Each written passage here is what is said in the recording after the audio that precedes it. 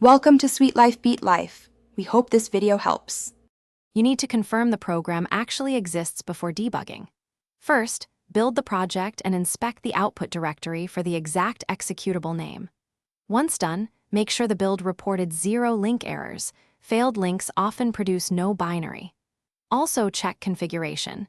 You might have built release while your debugger expects debug or targeted x86 versus x64. If the executable is missing, stop and fix the build errors now.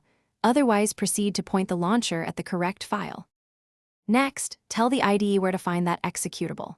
In Project Properties or Launch Configuration, set the command or executable field to the exact file path. I recommend using an absolute path to avoid relative path mistakes.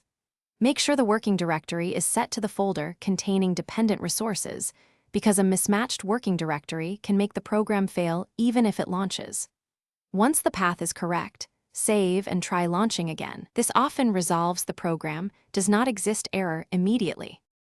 Finalize by handling OS-level blockers and doing a clean check. On Unix, give the file execute permission with chmod +x. On Windows, right-click Properties to unblock or check antivirus quarantine. Smart Screen can prevent execution. If problems persist, do a clean rebuild to regenerate the binary and reset your launch configuration to a fresh one using the absolute path. One troubleshooting tip. If the IDE still says the program does not exist, try launching the executable directly.